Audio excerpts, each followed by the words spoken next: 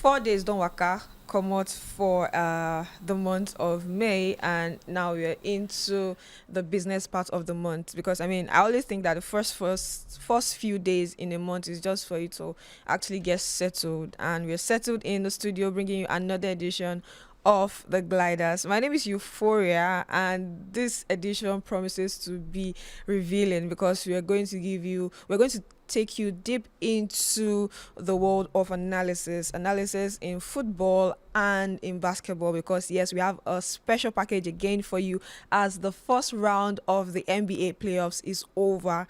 Some teams decided to drag us till game sevens, and I mean, God rested on the 7th day, so yes, time for us to rest from that first round. It was too long for me when it concerns the games we see, but that shows the competition we had this particular year, not like the other years when you're seeing except for Lakers, who we are taking to the cocoon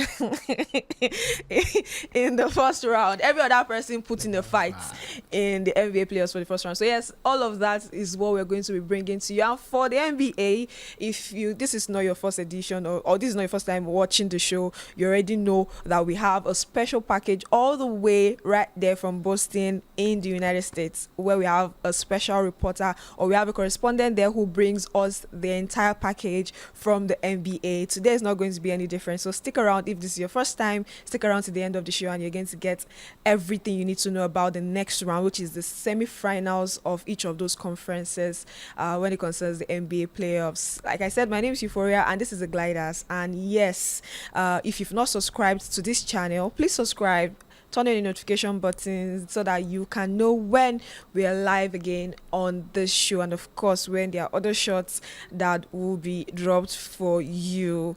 And this is a day where I'm putting on a peach suit, so I feel all flowery, and I think it's days to give flowers. The other day I gave medals, and I know people that came for me, but yes, I'm very, very benevolent. I like to share things. Today I'm giving flowers, and I'm giving flowers because before we started the show, somebody was dripping. Somebody was saying he missed someone on the show, so that's where we are going to start. I'm not the one that will give the flowers this time, but I'm going to take it upon myself to present. Please guys, give that to Timothy. Okay. Timothy, give flowers to the person that needs to be giving flowers on the show today.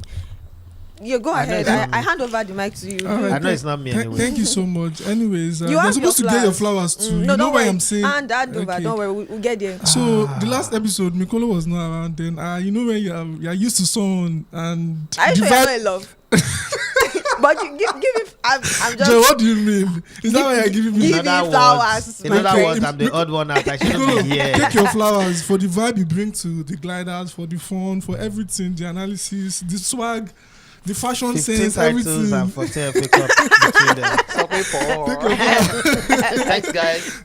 I mean, if I can't get a Premier League title, I can get flowers. Ballon the flower. Thank you, guys. I mean, some people gave Guard of Honor this weekend. Ballon Me, the I'm basket. getting flowers. I'm going to keep in this year. I mean, I deserve Next. this. Okay, so and I'm that's the gonna put symbol. it here. Thank you Yeah, very much. thank you. Pass it again. I'm giving. This time okay. around, time for me to give. So yes, it's actually a thing of symbol. I gave medal the other day, and I gave a cup the other day, so it's a thing of symbol. This time around, two of you Joe, why go cover take your, that kind of cover thing? Are you your, in love? cover your. What do you mean by Are you not in love? Are you not in love? Anyways, cover your eyes. First, two of you, cover your faces first. Cover it. Cover it first. I have a reason. I will explain. No, just use your hands and cover your eyes. Switch off your lens. Cover it. Mikolo, same to you. Cover your eyes. Now, guys, these guys have predicted on the show before. How many times have we predicted on the show? Your code just once. You how many times? Twice or 3 times? Why you say it? Let us hear you. Twice. Okay, and they've not won. For the very first time on the show, Edafe was on the show for the first time in our last edition, and Edafe first shot on target.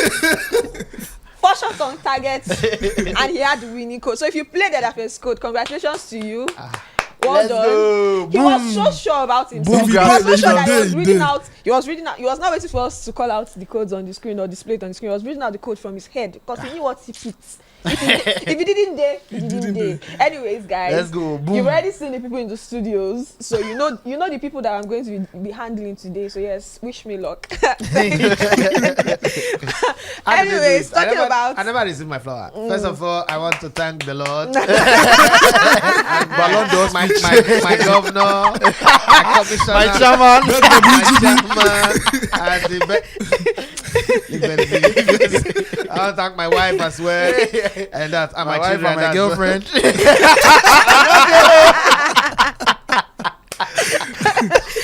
I told you guys to wish me Thank luck. our governor, but when he did, thank who? He helped me predict. Anyways, this is how much fun you're expected to have from the start of the show to the very end. Because, guys, we're all about having fun while we give you the most informed analysis on the show. Talking about giving flowers, and of course, Mikolo mentioned the fact that he couldn't win the Premier League, and of course, he got his flowers. Yes, we're going to talk about the Champions League spots in the Premier League. Now, Whoa. Arsenal moved from being a title contender to being in the top 5 battle, and we're going to talk about that this morning. I want to come to a Daffy on that particular one, where we're going to start with the fact that from the time when they were supposed to make signings in January, a lot of people foresaw this particular thing coming through, but they were able to withstand it for the longest of time. And with that defeat over the weekend, we went through the last couple of games, and we saw that only Real Madrid were the teams that they were able to defeat, I think, in the last 6 games, home and away, but in all competitions. How come they were able to get to this point, and what is the psychology behind getting to this point and not being able to actually pull through? Because I know other teams who would maybe get to this point and still fight. I know in Italy, most of these teams, when they get to this particular point and they are still in the top 3, they find a way to always make sure that they keep that position. Now, Arsenal's place in the top 5 or in the top 3, I don't think they will drop out of the top 5, but I don't think they'll finish second if they continue with this poor run So of we're form going to collect in the Nicolo's league. medal back from him. Yes, I think they'll finish second anyway. what I will give him is left to be seen on the show. Sawdust. So no. So just subscribe and turn on notification. So you see what I'll give Nicolo. If at the end of the season they don't finish second, I'm talking about us now. So what happened? What is the mindset, or what is the psychology in that dressing room that I've made sure that poor run of form has seen them get to the point where their second place is also being threatened? I think that first off, tomorrow night, if they lose out in the Champions League, they would end up second. But if they don't, they still might lose that second. What eventually happened is the engine began to suffer because there was not enough players to rotate. There's a little stubbornness issue of Arteta when a player like Odegaard is not playing well. It's still kind of like, oh, I trust you, I believe in you. You don't do motivational speaker with football. If a player is doing well, let him play. But if he's not doing well, he can't find his shooting boots anymore. He can't pass the ball the way he used to pass. He can't dictate the play the way he used to dictate. Then you rotate him. And then again, this season is a very strange one. As an analyst, it is hard to blame Arteta for anything, because if you get Arsenal have the highest run of injury in the whole Premier League, right, and then you not mirror them against the closest to them in terms of injury, Tottenham Hotspur, and you look at Tottenham Hotspur position on the log, and then you go to Man City, who have Rodri injuries. Man City did not have the kind of injuries that Arsenal have had, and this is a Man City that everybody always say there are 3 players in every position. So let's take out Rodri. There's supposed to be 2 more players, Kovacic and somebody else playing in that position. Let's look at Kevin De Bruyne. There's Kevin De Bruyne also went out injured. There's maybe supposed to be 1 or 2 backup, the Bernardo Silva and the rest of them. But in the case of Arsenal, players get injured and there is no replacement. When Gabriel Jesus got injured, there was no replacement. What we had was a conversion of a midfielder or a wide player or in number 8 into a number 9. That is Kai Havertz. Then when Kai Havertz got injured, we brought in a complete midfielder. A guy who's never played up front to play in that position. And let's not forget that 2 key players that this team is built on their back, Martin Odegaard and Bukayo Saka. Martin Odegaard went out for 96 days. Bukayo Saka went out for 61 days. Now, if you pull that, it means that when you go out injured, you need some time to get in your rhythm. Just when Odegaard was coming back, Bukayo Saka went out, and Bukayo Saka is the show glass upon which Martin Odegaard display his works. So all of that affected us now.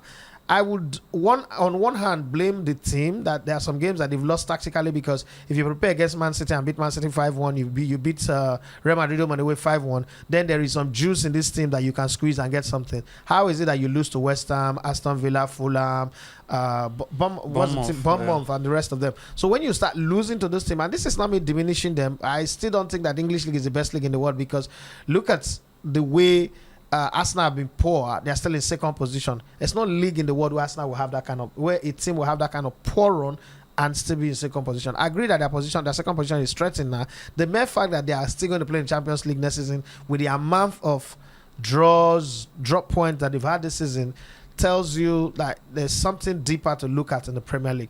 The kind of bad runs that Man United have had and they are not relegated also tells you that there's something terrible with this competition. But hey, it is what it is. Arteta would end the season either by tomorrow or continues. Either ways, he can tell you that he's been successful. How is he going to explain that to you? He came in and took a team that is in 8th position. 2 seasons consecutively, they ended up in 8th. Now, they've not played in the Champions League for 7 years. 5 years prior to when he came in, and then 2 more or so years when he came in, took over. Then 8th, 5th, and then now consecutively he's been second on the log. Is that progress? Yes. The success of a team is not necessarily because they win a title. Are they competing to the end of the season? For the past 2 seasons, yes. This season, though, they fell off the grid pretty early. And then it's taking them from quarterfinals, which is the predominant position, round of 16 quarterfinals, highest achievement. Before Arteta, Arsenal have not gone to the semifinals only twice. Now he's there, and he's taking the scrap of Real Madrid in the manner in which he did. He took PSV Eindhoven. You could also say blessing and a curse, because no team has ever won PSV Eindhoven in the course of running in the Champions League and gone on to win the Champions League. Every time you beat PSV, you lose. Yes, there's also the blessing that says the year that the Pope dies, an English team wins it. They are the only English team that remaining. Maybe that Pope blessing will go on Tottenham Hotspur, Man United, and Chelsea in the lower competition. But I'm not sure yet. I'm not sure. I think that they can work magic tomorrow, but I'm not sure yet. So all of that, you look at it, Arteta can still beat the shares and say, you didn't give me the players that I needed in January, and because you didn't give me the players, you have no reason to blame me. But all in all, it's been a very, very indifferent and inconsistent season for us now. I wish they could do better. Indifferent, inconsistent.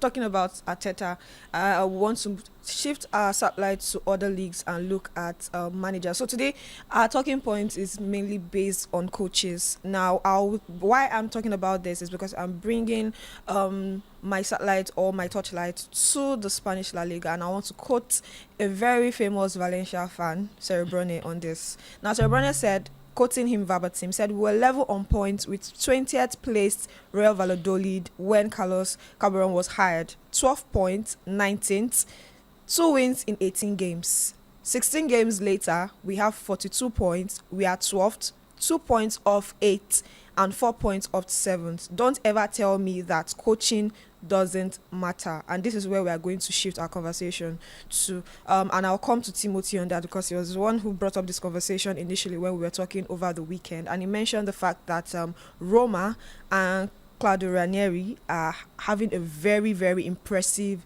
season over there in the Italian Serie A. And because he is a very huge fan of the Italian Serie A on our show, if you've been following the show, I want to talk about the fact that modern day players right now, we know it's different from what we've seen with players from previous era. Now, if you're a modern day player, this is the question. If you're a modern day player right now, would you want to play under a coach from the previous era, coaches like Claudio Ranieri, or would you want to play under a coach like Mikel Arteta of the present day era? Timothy, what do you think? Who do you think a player would want to play under with the way that the modern game is placed and paced right now? I think if I'm talking about players, I'm not for me now. For me, I think I would want to play under a very good manager, whether old or young, but I'll still tilt towards the old guys, the likes of Claudio Ranieri, Don Carlo, and all of those guys. Why? Because there's that place of discipline, and there's also that place of people sometimes mistake that they'll say Carlo Ancelotti does not have tactics. But whoever said that is dumb. Yeah, people try to say he's running on luck, he's just player brilliance and all of those things. Yeah. Tell me a manager that does not have a player with individual brilliance. As much as Pep Guardiola is good, Kevin De Bruyne is very good with passing. That's why he can pass the ball from the halfway line and he gets to the final third, and you see an Milan making that one. So as much as there's that coaching brilliance, there's also the side of, okay, the player is good. So coming to players now, I think that the players in this modern day, they are beginning to get lazy because, okay, or sometimes they want to play under a manager that would just come pamper them. You see, like the likes of Man United, you see players complaining about young players that they've not even played 5 years. Yet, yeah. Players that you saw what you watch documentaries, you see players coming out. You watch the David Beckham documentary. If we did not watch the David Beckham documentary, we would have not known that Alex Ferguson was that tough, and all of those things. You don't hear it, you don't see it into the open. But players these days, they're already complaining. The manager is making us run too much. The manager is making us, and they are playing under a coach that is in this era. Coach that, okay, yeah. For these coaches in this era, most times it's not about the discipline. It's not about whatever they do. It's just about, okay, run as 8 times as more that you used to run. All of those things, which yes, in the previous eras it may not be like that, but the discipline that those guys brought. If you were coming to training under Alex Ferguson, if you were coming to training under the former maybe Don Carlo Ancelotti, you know that you're going to come to training and it's serious focus. There is no drama around, okay, let's come to training, we are playing, all of those things. We are in for business, but you see these days, players are complaining about how a manager is making them run maybe too many times. You see Jadon Sancho was complaining about Eric Ten Hag. Let me pick Ten Hag for an instance with Jadon Sancho. If a manager comes to a club, he sees that you have a potential. If a manager dedicates or invests in you and says, go to this, I think he sent him to the Netherlands. He sent him to the Netherlands, okay, go and train for a particular few months, gave him a personal coach. He still came back and was not delivering. It means that these players in these days, they are very lazy. And I think as much as, they would want to still play under this new generation of coaches, I think that for me, I would choose the old generation of coaches because those ones, there's a place of discipline. There's also the place of tactical input. But of course, we cannot have those guys for as long as possible. But if I'm saying, okay, let's bring their character, of course, I would always pick the older guys. They would always give... What about the place of tactics? If you're talking about tactics, yeah, that's what I'm saying. Like when you talk about the little details now that are now being microscoped in this era of the game, the likes of Don Carlo and all of these guys that you're speaking about, there was a certain type of football that they were used to coming into now. And now I feel like digitalization has happened. There are more analysts now. I saw the game between Madrid and Barcelona, and you saw, I think Barcelona had 11 analysts out there on the scout. So I feel like the coaches now we are talking about discipline, the whole behavioral thing and all of that. Now you can give it to the other generation. But I'm still finding it hard. I'm finding where you bring in the tactical side. But all you said is behavioral. Let me chip in here. I played with a lot of old coaches. Yeah. See, today's coaches are useless. Let me use a very blanket statement. Today's coaches are useless. First off, you have 11 people talking tactics. What is your job? That's the reason why coaches sign contract and they don't want to do anything. Ruben Amorim can go for another 2 years losing matches. He knows that the responsibility of failures is not on his shoulders. So Alex Ferguson managed a team that doesn't have a football director, doesn't have all these scientists, all these people doing all this. He's the one. When you go to club, he has somebody at that club that will call him, I saw your player right now at this club. They would go and read the Roy Kane book. Yeah. And the next one is telling you, what did you go to do in this club? What did Evra say when Tevez moved to City? He went to his house and go and snap picture. So Alex Ferguson, he's your brother, he's your friend. Go and meet him in his house, but don't let anybody see the two of you outside. Now, that's a coach that is on his job. You come to the office 6 a.m. and 10 p.m. you're still on the job. You get the job done. Today's players remind me of Gen Z, and host, don't be angry because you are in different Gen Z. It's not just the host, now there are 2 Gen Zs on this set. All the Gen Z sets. All of them are turned on fire on episode. But now the thing is, everybody wants to be pampered. I sign you to play professional football. Professional football comes with a lot of requirements. Some of the requirements is that you would train hard, especially if you have potentials, if you have talent. You would train hard. I'm not the only one saying it. Cristiano Ronaldo. Everybody says it about these young players. And if we keep indulging them, this beautiful game that generates a lot of millions would disintegrate and die. Now, people talk about tactics. Let's talk about tactics a little bit. Because it kind of like feels like that's where this young generation of coaches understand tactics. Tactics have been existing in football since forever. If you go back and watch the 1970 World Cup, the football that Brazil played in 1970 is still better than the most tactical team football today. I would not agree with that. You've not even watched it. Because if you've watched I saw Pele documentary now. No, I watched Pele documentary is different from watching the 1970 World Cup. So you feel like Zamba football will beat Pep Guardiola's prime city? Like 2 million times. I doubt. 2 million times. I don't think Zamba football will beat 2008 Barcelona. Arrigo Sacchi's AC Milan of 1989, 86 to 89, that had Rijkaard, Ruud Gullit, and Marco van Basten will beat Lionel Messi's Pep Barcelona any day, anytime. I'll put my money on that team. And the thing about it is, look at this generation. There's proof to that, though, Edafi. Yes. There's proof to that when we saw the final of the Champions League between Barcelona and Real Madrid. Barcelona and Manchester United. I think it was 2008. No, 2009. 2009 and 11. Yes. You saw how embarrassed Alex Ferguson was by Pep Guardiola. That's not that proof. was the most one-sided final I've watched in my life. Okay, you've watched in your life. Yeah. In 1994, the finals between FC Barcelona and AC Milan was one of the most embarrassing ones. But let's bring it down. Okay. One team was rising, the other one was falling. Was dwindling. So there is no balance. Let's converge at a meeting point where the best of this generation, the best of that AC Milan versus the best of that Pep Guardiola team, that AC Milan team will beat this one. Manchester United were not on the decline. No, they won the decline. They won the Champions League the previous season They against were Chelsea. on the decline. They Man won City won 2008. the season before this. Man City won the Champions League like just 2 seasons ago. What are they doing today? So if 20 years time now somebody wants to judge Man City of this season, you will say they are prime Man City. They are not prime Man City. That's the point. So it was a Man United team that was not on the rise. I'm talking prime AC Milan of that era and prime Barcelona. They don't match, even with the magical Lionel Messi. Again, let me tell you this: this is how football is, and it's like every other work out there. When I came into media, I'm the worst person in media. I don't have any media training. I have the worst voice. But there's something a coach had said many times, and I've read it in different places. He said, talent would fail if talent refused to work. Hard work will beat talent any day. Yeah. The older generation worked harder. This generation are highly talented. There is a lot of equipment, a lot of tools for them to work, but they are lazy. Laziness have no place where success is. The reason why Messi and Ronaldo dominated the world of football for years, they wouldn't have been able to do that in the 70s, 80s, and 90s, was because the rest of the gangs around them were falling down and worshiping like the brothers of Joseph in the dream, in the Bible. They were not looking at him and say, who are you?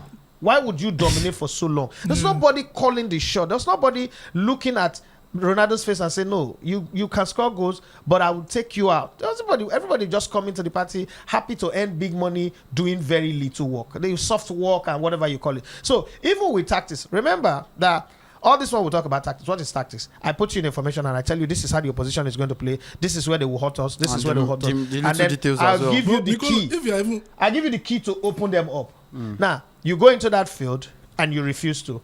Back in the day, you can take that key and then one individual brilliance will knock people out. Today, we only talk about the A-list players that are top. Erling Haaland is scoring a lot of goals, but nobody in the world of football will pick Erling Haaland ahead of Thierry Henry. I will not even pick him ahead of Wayne Rooney or Cristiano Ronaldo or Tevez, because Erling Haaland is so useless without somebody working for him. But all of those other guys, when they are not scoring, they are creating. Have you ever seen a top striker who scores about 30 goals a season, still creates over 20 goals in that same season? Thierry Henry did. Yeah. You know, so you have to understand that the work rate of players today is very, very low. So as the number one guy is not working that hard and is succeeding, the number two, number three, like that. Back in the day, we talk about the A-listers. Then there are people like Fernando Redondo that we don't hail. There are people like Pablo Jaime, Juan Pablo Sorin. All of those guys were playing the greatest football, but they don't hype them. And Mikolo, even if you talk about tactics, you just shot yourself in the foot by saying these coaches in the former era, these coaches did not have so many analysts like you just say. They don't have one. Like it's not the coach himself that is doing the job. You see coaches on the sideline two incidents happen, they go back to the Every time Arsenal scores a free kick, Arteta doesn't. They go back to the bench and they are checking. Okay, they are liaising with their other analysts. So it means that they can't do it alone. They need the assistance of those other guys. So that's what it means to digitalize something now. And that's what I'm saying. It does not mean it's their work. It means they've checked more details. It means they are now more help, which also means there are also more parts of the game that are being redefined. Even the likes of Arsene Wenger, that used to be an old soul, is now coming to terms with how football can be revised. Because I'm not disputing the fact. I'm not disputing the fact that implementing this thing that you are not putting into consideration. In those days, a player knows that I need to learn how to shoot from 40 yards. I need to practice it, like what Matt Letizia did, what Alan Shearer did, what Thierry Henry did, what Marco van Basten did, what Marco van Basten, Jurgen Klinsmann, Jean-Pierre Papin, all of these guys, what they did to get that precision and accuracy, Eric Cantona and the rest. But today, players believe that I just have to show up. But I'm not discussing on the part of the players. Because that's where tactics work. Players are still lazy. I agree with that. I'm only talking about the tactical part of things. If we have players that can then interpret all of these tactics and then still work hard with it, I believe they have everything it takes to be better. That's what I'm saying. Do you think that Kevin De Bruyne, as great as he is, does he lace the boots of Zinedine Zidane? Be honest. Going by the statistics, let me tell you, me on my personal side, I'm going to choose Zinedine Zidane. But going by the statistics, going by everything that it takes, it's going to be KDB. That's what I'm saying. That's it. It's going to be KDB. But yes, it's going to be KDB. It's going to be Kevin De Bruyne. Going by the numbers, going by everything they've achieved. But me personally, KDB because of the eye test, the toilet. I'm probably because I feel like I like Zinedine. Well, maybe conversation of Zidane in football comes. KDB will be in the toilet. They will not allow him come to Palo and how many disrespects that Zinedine gets? Yeah, he gets a lot of disrespect now. I want to be that successful and get the disrespect. Okay, talking about disrespect, ladies and gentlemen, on this show, I was seated here when a certain player was also dished disrespect on the show. But finally, the Lord has done it. Ladies and gentlemen, jam your hands. Sorry, not ladies, I'm the lady. I'll also jam her. So, lady and gentlemen, jam your hands together as we jam your hands now. Jam your hands as we celebrate someone who tweeted at 6:25 p.m. yesterday, and the tweet was just one emoji. It was an emoji of a trophy. Hurricane is finally. Oh, Harry Edwards. The is broken. The Lord has done it. Finally. Hurricane is a league winner. England, they don't get juju. That guy break. He go fasting. That guy, I'm sure he fasted and prayed. Yesterday, we see the videos. He just thank God. The Lord, the God of my mother. that is someone. And the God of the children. That's someone who has finally gotten something that has eluded him over the years. I mean, he has come close so many times. I lifted the Bundesliga trophy before Hurricane. And I didn't play in the German league. This is part of the disrespect. I have evidence. I have evidence. I even brought the trophy to my studio. I think 3 years running. Yeah, I know. So I have a hat trick. I have a hat trick of German Bundesliga trophy. And this is. I think it's also proof that you need to leave that toxic place today. Like stay in the right environment. Leave that toxic relationship. Leave that toxic environment. I don't know why our producer is not showing me lifting. Our producer even lifted the trophy. So that is we actually like finally celebrating with someone who has finally lifted the Bundesliga trophy, like our producer and like one of our analysts in the show. That is something that has eluded him for so long, and I mean, finally he has his hands on silverware. And even if this is the only one that he wins, he has finally won silverware. Because this time around, I want to ask the other guys in the studio, Mikolo and Timothy, where do you think this guy should be going to if he wants to win silver? We're talking about Heung-min Son in his final years, because I know that he's tied to a long contract at Tottenham Hotspur. Korean Army. From everyone who leaves Tottenham Hotspur, they end up winning something. We've seen it from the likes of Gareth Bale, Modric, come down to the likes of Kyle Walker, come down to the likes. Yes, Kyle Walker has so many trophies right now. You forget that it was a time that he didn't have anything. Yes, play for Spurs. Play for Spurs. Himself and Danny Rose, always terrorizing the wings. Of course. And then now we have Hurricane, who have joined the class of those players who have won trophies with other clubs. Anyways, talking about Tottenham Hotspur, let's move. I want to start with the Europa before we get to the Champions League. Okay. Tottenham Hotspur have the opportunity to actually win a trophy this time. Ange. So Ange is They will still going lose to be. it. Ange is my going to guy. be. Ange They will is going still to be in lose action. it. Well, they are not yet in the finals, but I mean they are one leg in the finals. But if we know anything that bottles is Spurs. But if they can manage to get to the final, they will be most likely facing Manchester United. And Manchester United, it looks like when they there was a tweet I saw of a Another Manchester Europa United bottler. fan. When it comes to the league like this, they are not interested. But when it comes to the Europa, all their veins are out when it comes to playing the Europa. We saw that They're unbeaten now. Yeah, they're unbeaten. And we saw that in that particular game against Lyon, where they came out with something different. Remontada inside remontada. In that particular one. So yes, Spurs have an opportunity to actually win a trophy. So maybe Son may not have to leave before he wins one. But do you guys think that Spurs will beat Man United when they get to the final? Mikolo, you?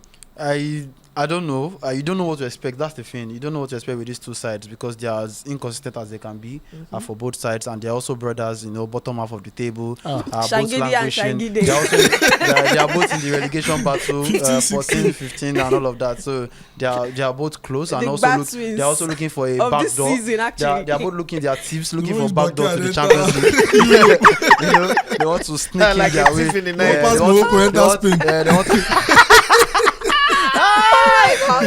Hey, I beg you. You want to go to Europe, Gardens. You get the map. So it could swing both ways. I think for Tottenham they have a very Did you bad say history. swing both ways? Yeah. Is that what you said? Yeah. No, I just want to be clear. I beg you. I'm under 18. I don't know. I just want to. I beg. Firstly, for me, I think it's tricky. I'm not even seeing Spurs in the final yet. If they had won 3-0, I would have tipped them. But if you follow how Bodo Glimt have gotten to this stage, they've always done a comeback. We saw them the first leg against Lazio in the quarterfinal.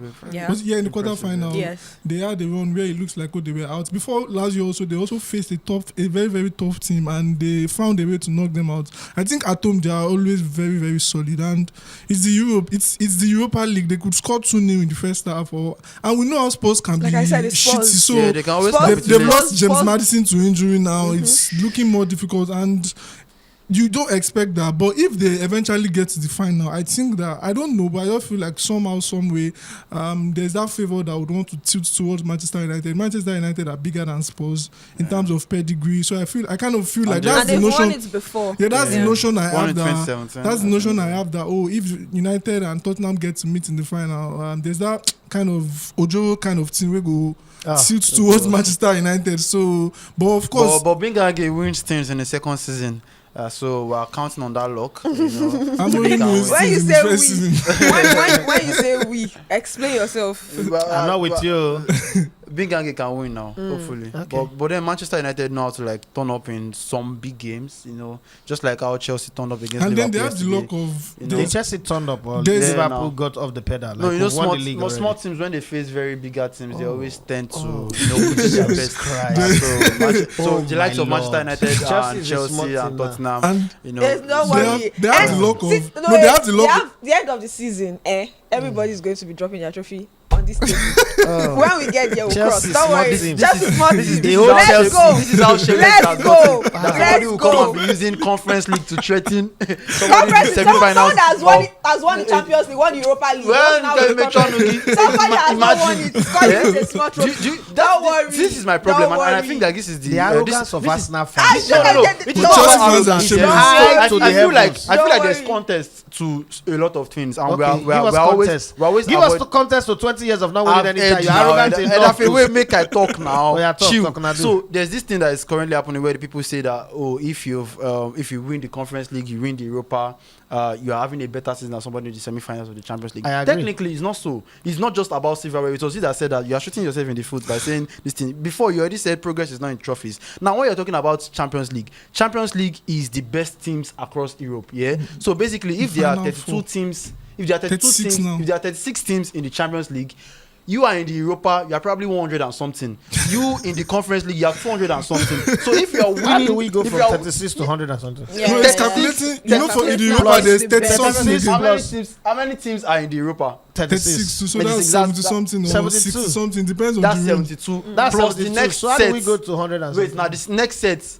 Another 36. Conference. That's what did we calculate before? 108. That's the 108. 108. Yeah. My So maths if is you're still good. winning a trophy that is meant for number 80 something to 108, how are you flexing someone that is finishing number 4? Yeah. Do you understand? So that is the context All we're the talking about. shalaye But all of that this, Nicolo, are you saying that if I get first class from Unilag and you just barely pass from Harvard, you're better than me?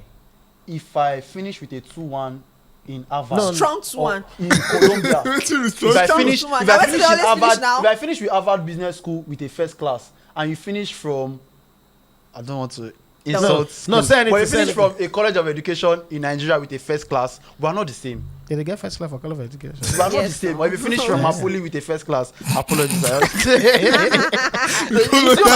So I get what you're if you're saying. in 2-1 in Harvard, which is like topmost schools, like Which is top like 10, Arsenal now Big in Four Champions and all of that. Yes, now. So you don't have to be first class there, but you are playing with the champions. So now I'm seeing fans wishing You use that the word- they don't you use the get word- to the semi-finals of the Champions League just because you want to win Conference Now League. you Why? use the word contest. Let's bring a little bit of context to the conversation. Okay. For 20 years, Arsenal have managed to rake in 5 FA Cup, right? And in that period, in that same exact period, just as won 2 Champions League title, 2 UEFA Europa Cup title, Yeah. now about to win the Conference League. So in the terms of volume, they've proven that they are like the Isles of Man. The flag of the Isles of Man have legs everywhere, and their mantra is that anywhere you throw us, we will stand. Chelsea have proven that anywhere you put them, in their highest of highs, they will win the Champions League. In their mid-range, they will win the Europa, while winning the League, FA Cup, and Carabao Cup. But even in their lowest of lows, they have leprosy, they have cancer, they are dying, they will still win something. Why are they Arsenal's- not winning the league in their lowest of lows? in their lowest of low, they will not win the league. Now, Why? in their lowest of lows, they are going to win the Conference League.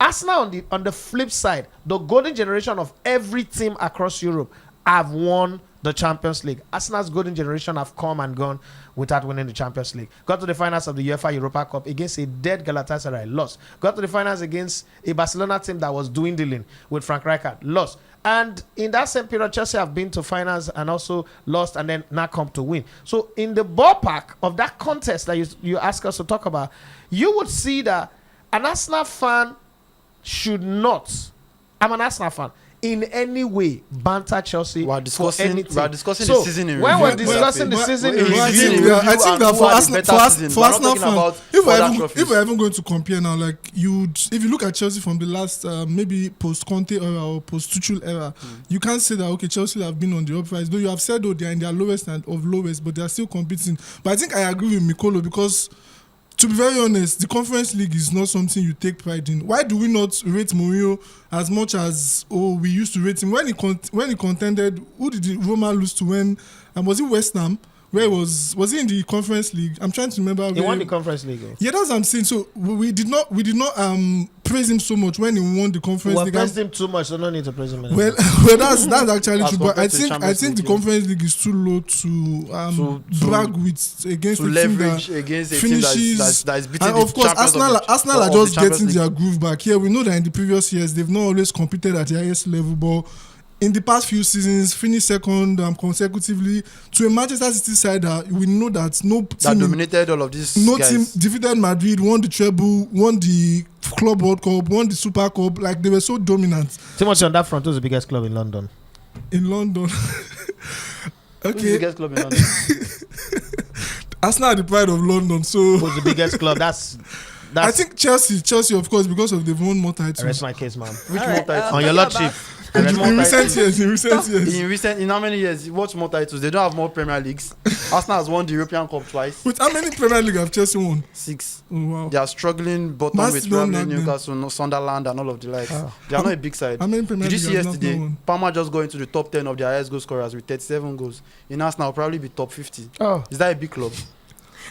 All right, guys. With all Bukayo of Saka will this, be in their top 5. talking about Bukayo Saka. with his goals, Premier League goals. He will be in top 5 of Chelsea's highest goal scorers ever. The thunder way. How is that a big club? The thunder way they come for you. Talking about How is that a big Bukayo club? Saka, well, Bukayo Saka will have to turn up in the Park of the Princes because we're Tomorrow going to night be we facing. shall see. Well, it's actually Wednesday. going to be Wednesday. Wednesday night, sorry. Yes, tomorrow we're going to be having Timothy's team, Inter, up against Timothy, Barcelona. is that the team you actually support, like Yes. European team? So for It's a Man United let's fan. start with Arsenal you know because the we've team, started with Arsenal in the league. Let's start with Arsenal. Seeing that there's this conversation about the availability of Ousmane Dembele, who was the difference maker in the first leg. Do you think? Let me come to your Inter, but let me come to me on PSG. Oh, you want please. to come to? Yeah. Do you think that that Timber is not available as well. no, do you doubt. think that there's a doubt for Timber too? Do you think that this is actually going to determine how this game will actually pan out at the end of the day? If this guy goes missing, talking about Ousmane Dembele. Absolutely, I think it will be, because if you look at the first leg and coming from even when they played Liverpool, coming from when they also played Aston Villa, there's one thing with the way Luis Enrique has decided to set up his team in this competition. There's that place of fluidity. So if you look at how much Dembele was rotating, it was placed as the number 9, but you saw him to the build up to the goal. We saw how much he was deep into the half, transition, passed the ball to Kicha Kvaratskhelia before he got the reverse pass that led to a goal.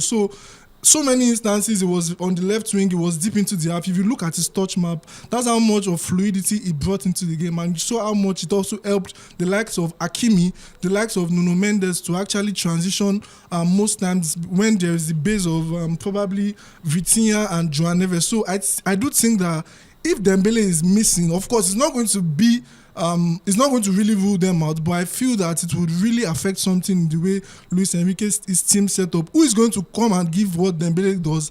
Dembele is that guy that can use his left, he can use his right, he can play deep, he can play wide, he can play in the middle. So all of those things that I bring would really, really affect PSG if they miss out on him. That said, I'm not saying that it would be the turner for Arsenal that will make them maybe beat PSG or all of those things. But of course, it will be a factor, because if you look at the way he comes deep, goes into these wide spaces, transitions to the front, gets into the box, cross the balls and all of those things. He's someone that you know that Drives the attack for them. Yeah, is like very, very influential. So they would not want to have him missing. But of course, if he's missing, there's also the likes of Bradley Barcola. But of course, we know that Barcola cannot do what Dembele does in terms of rotating, moving into spaces, Yeah, we saw him transitioning. come on for PSG that particular game, and I mean, He could have scored a I goal that would have rate made him- like definitely. would have scored a goal. I rate him as one of the top lads in European Football, football right yeah, now, very like good, of course. the upcoming Yeah. lads right now. But that particular day, I was so disappointed with what I saw him display. Do you think that? I'm still on you. I'll Okay. come to Mikolo with Arsenal. Do you think that guy can influence the game if he's called upon in the absence of Dembele on that day? Well, if he can influence the game, I think it would be hard, because firstly, like you did say, it looks like he's a young lad, but he has not seen himself as a young lad that can probably play on the biggest of stages. The confidence that the likes of Lamine Yamal brings into the game, the confidence that the likes of maybe Xavi, Pedri, they put into the team when they are playing for Barcelona and all of those guys. He's very good, he's decent, but he would really need to up his game if he was going to be that guy that's... I think if Dembele would not play, maybe Enrique would have to trust Goncalo Ramos, but it's difficult to trust a guy who you do not use regularly, who does not even come in, who comes in just very frequently. But for Bradley Barcola, he's a decent guy. He can play up on the wing. Maybe there's going to be that case of playing Due through the middle or playing Kichak through the middle. But of course, you can't have a Kvaratskhelia and play him up in the middle. You know he's going to run riot, running down the wing. We saw how much he was a trouble for Urian Timber. Although Timber also tried to match him up for pace He's most not times. tried. He did. Yeah, He didn't complete any dribble. Well, we saw, apart from complete, it's not about completing dribble. It's about what completing you, dribble as a winger. why now. did Timber get an injury? Why did It's not Kucha? for Stella. Come on. Why? Because he was running his ass out now. Yeah, that's what I'm saying. There was that place of when someone keeps you on your toes for 90 But minutes the of way the game. the way the It's game a- was reported, you think that Kucha actually ate him up? No, that's totally. not what I'm saying. I'm just talking I'm just about... telling you that. Well, that's like yeah, the narrative. it's not like he hit him up. I'm just saying that he gave him some wingers, you're up against some wingers. You're in the Like you're up against semi-finals. Martinelli, you're not so scared. You're up against Garnacho, you're not so scared. That's what I'm saying. I can't believe Arteta is trusting Martinelli after 2 years. But when you know that you're up against Sancho, you're not so scared. But you're up against Krichak Kvaratskhelia, someone who you know that you have to be on your Just toes. like Are you scared when Really? you're up against Bukayo Saka? Well, I think that What? No, the reason why I'm saying is that people like to talk about this Martinelli too much. I would take Martinelli over Saka any day, anytime. This is my reason. The reason why people Nicolo is already think giving another face. I don't care about his face. Yes, I'm no, not his he doesn't girlfriend. have to care. The reason I why want him to land. everybody think that Miles Lewis Kelly or anybody who play on that left side is doing well is because of the work of Martinelli. Now Bukayo Saka also brings that on his side, but Bukayo Saka have the extra energy. Bukayo Saka is like a white boy in the US bullying a black boy. Whatever court you take it to, the white boy will win. Martinelli, on the other hand, is like a black boy in the US trying to defend himself against a white boy. Whatever court you take it to, he will lose. Now, let me explain that to you. Look at the best season of Martinelli. It was the season where Xhaka. Granit Xhaka was playing and feeding that channel. On the other hand, Martin Odegaard is the worst attacking midfielder you would ever have in any big team. That's the reason why Arsenal can't win anything with Odegaard. I agree with you, though. So, I'm really pissed he at doesn't him. get supply. What he gets is leftover play. When nobody is available to receive again, let's just give him a nobility. Martinelli is like a stepchild in the Arsenal team. So he has to ruffle himself, run, sometimes call for the ball. Trying It to doesn't push get the But he has ball not from covered the himself in glory the But few times yes. that he's had the chance. Now, the few times he's had his chances, he's not covered himself. But let's reduce Bukayo Saka's chances to the exact chances that Martinelli gets. You will notice that Bukayo Saka will go away from being a poster boy to be an outcast as well. So I feel like let's put Bukayo that- is better in decision making. Bukayo has more IQ. He makes an optimal decision every time he's on the ball, and that is what Martinelli lacks. For every 5 chances that you give Martinelli, you're only guaranteed him making an optimal choice twice or 3 times before he flops out. If I the make other 3 two. good chances in 5, and that's above average. That's excellent. On Do you expect Nicolo? Do you expect him Nah, to finish I- off? when I mean optimal, Were you when I expecting say Messi optimal performance? decision, Okay, because when I he's say Brazilian. when I say optimal decision, I do not mean you should Do score you know every that time. if Martinelli was a Nigerian, he would be our star boy? Name any Nigerian white player who's better than Martinelli. Obviously. Simeone, Moses Simon, Simone. Simeone. Moses Chukwueze. Sam, Chukwueze. I don't want to talk. I don't want anybody coming out. Nicolo, you had to call you crazy. Yes, now that's our star. Let's go to Nicolo on this particular one. Now, we've seen the maybe the part of PSG that might need us to review when it concerns player availability, and that was we talked about Ousmane Dembele. Now for Arsenal, that will be in Timber. Do you think that Zinchenko can step in Zinchenko in that particular position? Because I mean, if Pastor Timber is out injured, he has to actually. What happened to Ben call- White? Yeah, it has to be Ben White. It has to be Ben White this Yeah, time. Okay, so you cannot think Ben White can actually come in and, of course, influence that game as much as Timber influenced that game and maybe the games before, maybe the one against Madrid and other games? I do not think so. There's a reason why since when Ben White came back from injury, he's had to hug the bench. I just feel like Timber has provided more. Both going forward and defensive wise, I feel he's more solid defensively, and also forward he also offers more. He drives the ball. It's just like having 2 strong black kids on both wings, on both sides of the difference. That's why I'm so pissed at Odegaard. The way Miles Kelly moves, shields the ball, can go into the middle. Transitions. It's the same way Timber is able to do that, and I feel like that's what Arteta sees. There's threats on both sides. For Ben White, on the other hand, is not that solid when it comes to that kind of gameplay. Fine, he's a very good guy, but then I still But feel Nicolo, like will you agree with me that when Ben White stays on his place of going through the wings, he has that connection with Bukayo Saka? that's he what makes I those was overlapping coming runs. to. Do you understand? So, but I feel like on a kind of game where you are playing against somebody like Kucha, somebody that has to keep you on your toe, very good wingers, you might not be able to have that fluidity going forward. You need to have that energy to be able to stay on your bank, because at a point, PSG will be attacking you with at least 5 players. There's 3 in the midfield, there's 2 in the midfield or 3 in the midfield, and then there's people on the wings as well. People that are always going to be switching. There's Doué on that wing, there's Kucha on that wing. People that are always going to give you a tough time. So you do not just need somebody that is offering you something going forward. forward. Oh, it's not just about the connection. It's also about the defensive part. And that was where Madrid were lacking in their second leg. I said it before the game. They were only focusing on what they can offer going forward. They didn't look at what was happening on the defensive side. So I feel like that's one thing that he also offers when it comes to Timber. I think Merino is also a doubt. I was unavailable for that one. So Arsenal have been very unlucky this season. And I don't know. I also feel like I've seen somebody that's probably mind games between Luis Enrique and Mikel Arteta on the news about Dembele and Timber being unavailable. But I also feel like just obviously the only choice that's going to be coming in is Ben White for Jurgen Timber. And if Merino is unavailable, it's going to be a very long night. Is Jorginho available now? We can't play Jorginho against PSG's midfield. Obviously, it's going to still be Declan Rice, Thomas Partey. Let me. This is where I want to put you on the spot. That will be replacing Merino will be Trossard, and that's like shooting themselves in the foot because of the fact that for all of the times that PSG got the first and the second ball against Arsenal, it was as a result of not having a physical presence up front. So we need someone that can always win the headers, someone that can always take that extra touch in front of goal, and that's where Mikel Merino is very important for us now. Let me ask you this question. Do you think Martin Odegaard should be benched in this game? No, I do not think so. But he does not offer anything.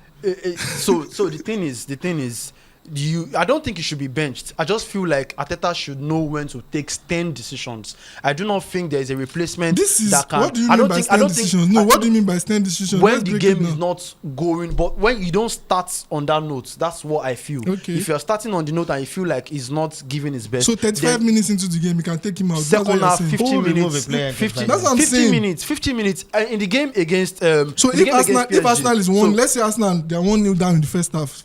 So what happens? I feel like still wait for the halftime.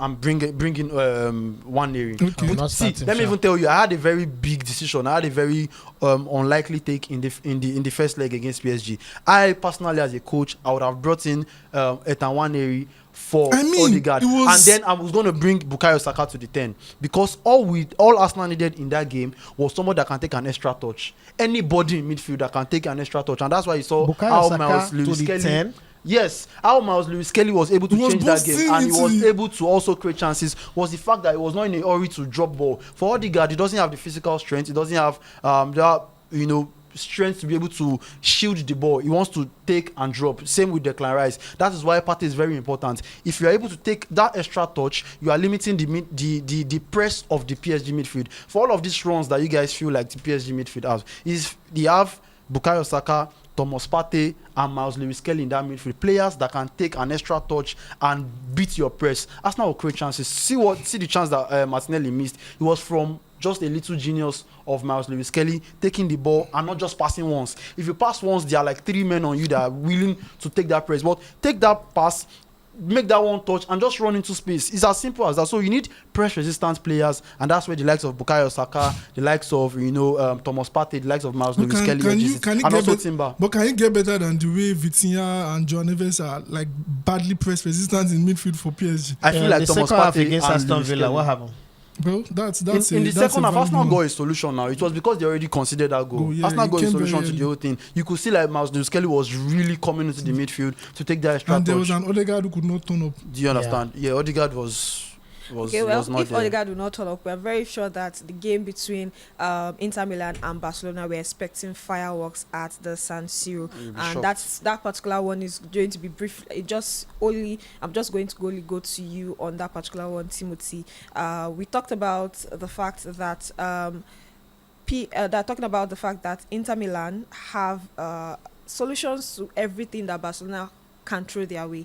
Now, going the extra mile, what do you think can happen if Barcelona gets early goals? The other part of the fixture, Barcelona conceded early goals and were able to come back. What happens if Inter Milan are the ones who concede quick early goals like Barcelona do? What do you think that Simone can do to actually respond back to that Barcelona team? Because once you concede early goals, you'll be looking to actually get goals or get back on your feet changes your gameplay. And then by the time you are doing that, you, of course, you are getting yourself more exposed to that Barcelona side who can hit you on the counter. And of course, there are people who can, there are players from everywhere who can score. There are players from everywhere who can actually dictate the pace of the game. We've seen it with Rafinha, we've seen it with Lamine Yamal. What do you think Simone can do if that is the case tomorrow?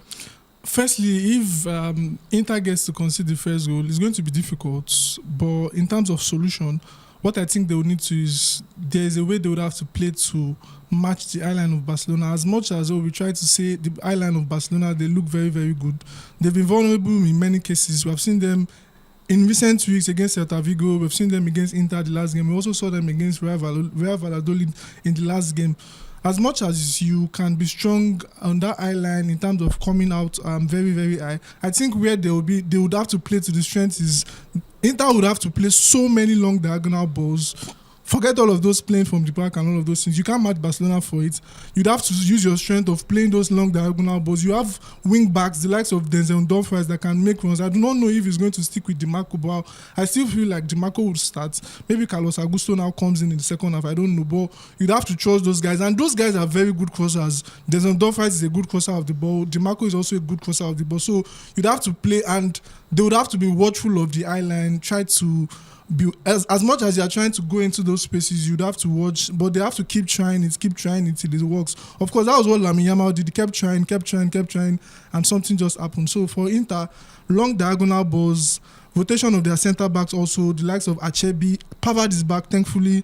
The likes of Acerbi, and also they would have to also play very, very well. They scored from set pieces twice the last game. I think they scored from set pieces twice the last game. They have to do better than even that they did in the last game. Hoping they do better than they did last game. And talking about doing better, let's do you one better and move over to basketball, where we have a special report from Ayo talking about the second round of the NBA playoffs. Hi Ayo, what do you have for us for the next round of the NBA playoffs? Hi Joy. Well, the first round of the 2025 NBA playoffs has been wrapped up, and we now have the qualifiers for the Eastern Conference and Western Conference semifinals. So let's start with the East. We have Boston playing against the New York Knicks.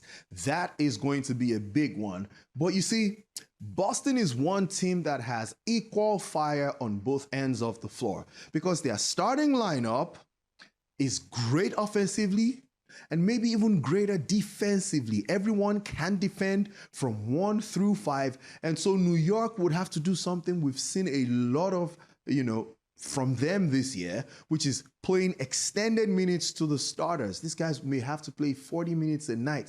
But guess what? The downside of that is your body's going to get beat up. They may not have energy when it truly counts. And I don't think, I love Jalen Brunson. He's going to have to work hard. But you see the dogs that the Boston Celtics have on defense, the Holidays, the Derek Whites, it's just going to be too much. And something Boston has over New York again, it's the bench. Peyton Pritchard is the sixth man of the year. He knows how to score the basketball. He can shoot it well from downtown. He can facilitate the offense as well. And so it might be too much for New York. I'm going with Boston in 5 or 6 games for this. No disrespect to the New York fans. It is what it is at this point. The second semifinal is Indiana against the Cleveland Cavaliers, the best team in the Eastern Conference over the regular season. We already saw game 1, and Indiana showed us that if you're going to disrespect us because Cleveland won 64 games in the regular season, well, y'all gonna have to think again, because they put on a show on both ends of the floor. Offensively, they push the pace like we know they always do. They are the paciest team in the league. They keep running and gunning, and anybody can shoot the ball at any time. They have the green light.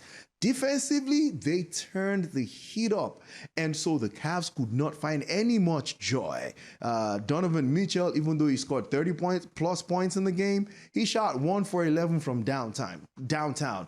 Cleveland made only 9 3-pointers in the entire game 1. This was the team that was one of the best 3-point shooting teams in the league in the regular season, and was the best 3-point shooting team in the first round of the playoffs. They had no joy. And so Kenny Atkinson has to go back, has to consult with his assistants, because a lot of work has to be done if they're going to beat the Indiana Pacers, particularly because their starting point guard, Darius Garland, who has a great offensive repertoire, is not present. He's injured. He missed game 1. He missed the last game of the first round. He's going through treatment. We don't know if he's going to return or when he's going to return, and that might be big. I think this series can extend all the way to 7 games. I don't know who's going to win. I expect the Cavs to win, but I'm not surprised if Tyrese Halliburton and them boys, Pascal Siakam, Aaron Naismith, Nembhard, Miles Turner, if they turn on the afterburner and get the job done, I would not be surprised. Remember, Indiana played the Eastern Conference Finals last year against Boston.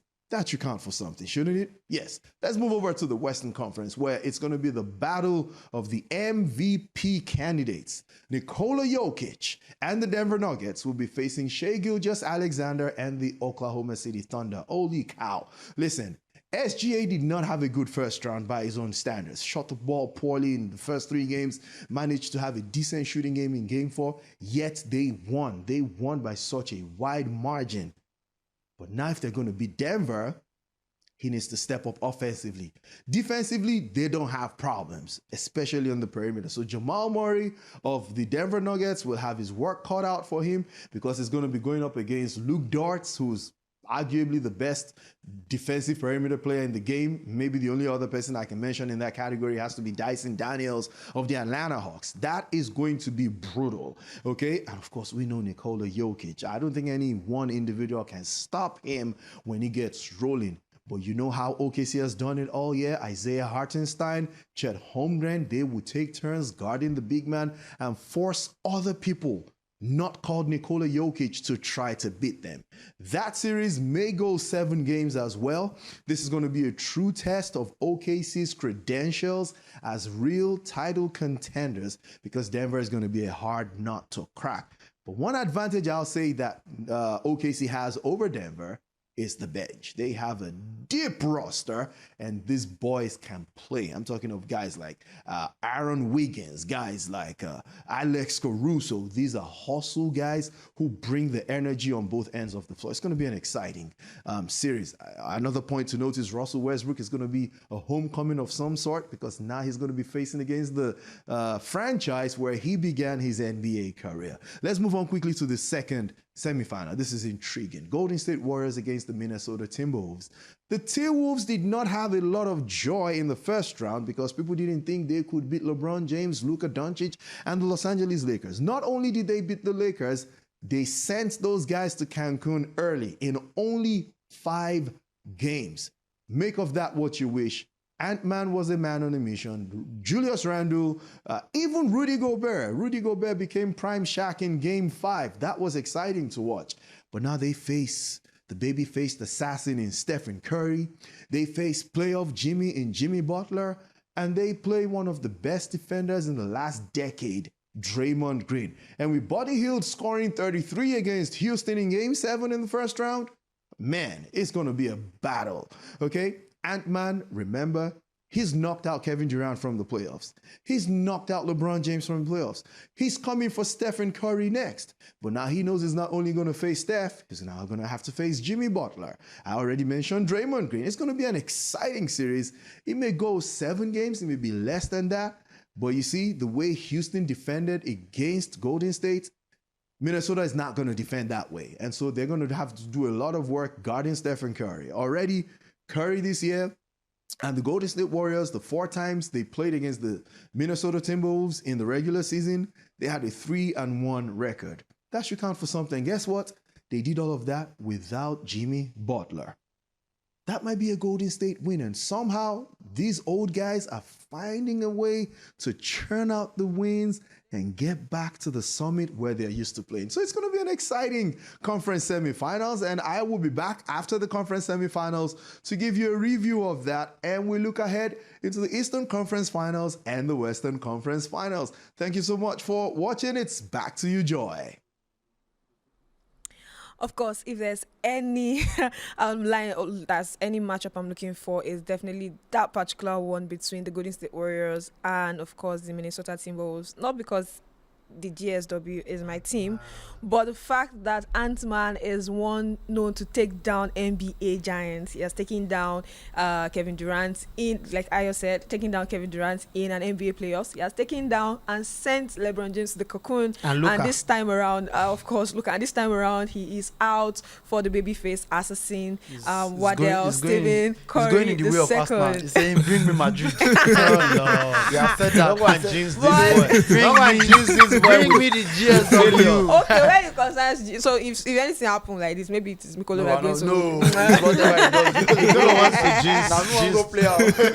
Talking about play, it's time for us to move to the parts where you win. So you're not just watching this show, you have the opportunity to win. And if you watch the last episode, and of course, the man with his flowers, with 23 odds, gave everyone an opportunity to win on Best WGB. So yes, this is another opportunity for him and the rest of the guys to give you winning odds for this week in the Champions League. Let me start from our winner. Our it's tested and trusted. He has done it before. So what do you have for? How many odds have you put for this time? If this odds 4 plus 4, it's Mikolo that jinxed 4 by 4. 4 plus 4. Let us see. You can do it again. So I mean, the games in the European games are very small. There are only 6 games remaining, and I decided, go hard or go home. So I put my best foot forward with this one. So you've got my code on BetWGB is 649911. 911 does not mean call for help. I know that. You already know the number to call. In Nigeria, call for help is 112. So 911, it's okay. So it's 649911. Okay. That's about 6.25 odds. If you put some good money there, put 1 million, you're becoming 6.2 million. $1,000. Don't have 911 on speed dial. All right, let's move to Mikolo. Mikolo, what have you cooked for us? Something spicy. As a Yoruba boy, there's some little bit of pepper. 4.05 odds. Shoke love Belgium. Very small but mighty. But my code is 146082. 146082. And your life will not already. Your life does well. It's time for our TFT to give us his. Is that budget code? Well, on this one, I'm giving you my words on it. Trust me, Trusted you. I've trusted you for 3 times now. Calm down. When I thought say Remo Stars go win league, why you not give me flowers for that thing? Nobody knows when Remo Stars that weekend, who knows say Remo Stars go win league? Now me first talk am. Nobody knows. Now me first call am. Now me first call am. No, what are you saying? Timothy, get that naked in front of my. You say something stands. He's not supposed to stand. He's supposed to control him now. That's to get control of you, no? He said, control what? I'm giving you my word. You gave me a word 3 times. Now I'm sleeping on that bridge. Twice, I don't use no? my rest. Play again. Anyways, I cooked 5.72 was 102,461. 102,461. 102,461. 102,461. Winning number. The number sound like call for help number. 102,461. Call for help. I have tears in my eyes. Oh my God, guys! This has been so much fun. Of course, the numbers is still always display on the screen, and of course, like I said, this is the winning team, so you can place, you can trust them. If you don't trust any of them, because you're not supposed to trust man, you can trust Daffy, because Daffy has done it before. Been there, done that. You go to start the drop code. Why go you drop code? If he needs to run out, this one does send people on that bridge. Oh my God! Anyways, this is how much fun we had on the show, and courtesy BetWGBTV. So yes, if you've not followed us on this channel, please do well to follow us on the channel, and of course subscribe on the channel, turn on your notification. But I always tell you, if you want to see how much chaos happens in the studios every week, turn on your notification button so that when it comes on, I know it's a Monday, when it comes up on a Monday like this, you might have thought about, might have faced a lot of capitalism shege. So we are here to actually like breathe down your mind and of course make you feel good for the rest of the week. And I'm expecting so much fun in sport this week, especially in the Champions League and the Europa League. So yes, I expect to see you next week when we come here again to talk about the games. Looking forward to that. I'm looking forward to the winning codes for this week. May God not put us to shame the next time I'm coming here. Mine. And if you've not followed us on all our social media platforms where you're going to get to laugh, get the cut, please do so. And all of them, somebody's wife is celebrating their birthday. yeah, today. all of them are there. I'm talking about celebration. While you're winning, we are also here to celebrate the wife of our producer, Bola Kalejai. Today's her birthday, so special. Happy birthday to you. I lost my voice. I don't know how to say This guy. All right, my gift to you. You already know what it is. It is the betting code 146082. Bola, trust me, and may God bless you. Kalejaye will help you. Yes, He'll put you through. we are still in the first week of May. You can put your salary on this. Yeah, I will. Oh my God. I needed to buy her that Hermes bag. I'm sure that she's been eyeing. Thank you very much, guys. Thank you so much for staying with us from the beginning to the end of the show. You guys are the real MVP. And for everyone who is continuing to spread the word of the gliders, thank you so much. I've been seeing your love and really appreciate it. So I we owe come you your guys Capricone. I'll let Jack take up. so we come your way again next week. Stay out of trouble. Bye bye. Stay jiggy.